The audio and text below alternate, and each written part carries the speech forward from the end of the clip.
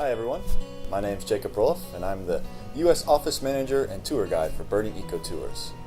Welcome to our Minnesota trip summary video.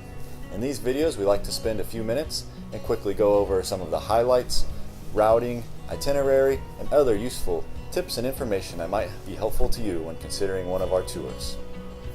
In this video we'll discuss Minnesota. Our Minnesota trip is a rather short tour at only 6 days and 5 nights long. It typically takes place in January. Now the first thing that everyone always asks me is, why on earth would you be going to Minnesota in January?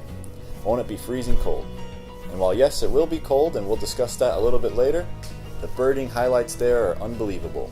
We're talking owls, winter finches, and other boreal species that are difficult to see anywhere else in the country.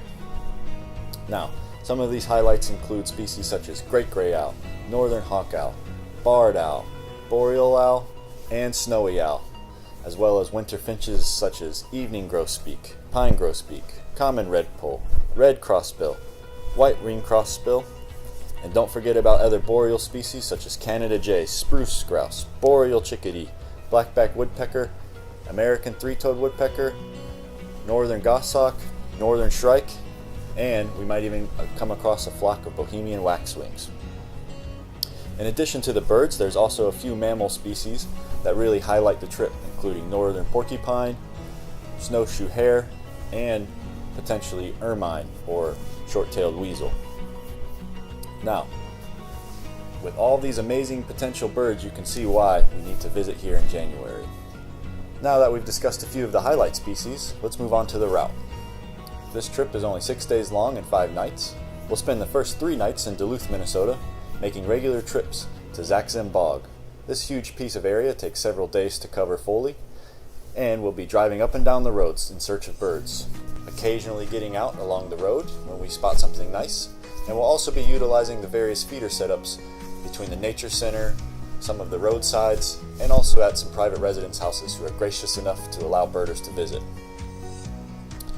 In addition to Zaxim Bog, our time spent in Duluth will also dip into Wisconsin a little bit in search of snowy owl, and we'll also scan Lake Superior for any open water in hopes of species such as long-tailed duck, red-breasted merganser, glaucous gull, and Iceland gull. Now from Duluth, we'll head north, trekking through Superior National Forest before we end up in the small town of Grand Marais located on Lake Superior shoreline. From here, we'll venture up the Gunflint Trail, a scenic highway that is very good for various finches such as purple finch, red crossbill, and white-winged crossbill. From Grand Marais, we'll eventually make our way back to Duluth where the tour will conclude. Now, let's talk about conditions of the trip. As you may imagine, it gets bitterly cold there, and there's typically quite a bit of snow. So because of this, we spend limited time outside of the vehicle or further away from the vehicle hiking out in these conditions, as it can get risky and very cold after only 10 minutes standing outside. Typically, a lot of our birding takes place safely along roadsides or within the nature center or visitor center itself. In addition to cold and snowy conditions, we're also dealing with limited daylight hours being this far north in the wintertime. Because of this, our birding days are typically shorter than on most trips, so we need to cram in as much birding time as we can during the daytime. Because of the cold and snowy conditions, it's of course recommended that you bring very heavy winter gear, gloves, appropriate boots, and also things like hand warmers can be a big help.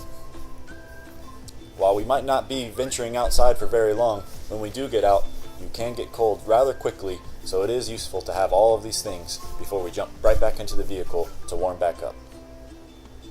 This brings us to the conclusion of our Minnesota trip summary. We hope you enjoyed. As always, if you have any other questions, concerns, or are looking for additional information, please reach out to us, either by email or phone call, and we'd be happy to help anytime. Again, my name is Jacob. Thanks for watching.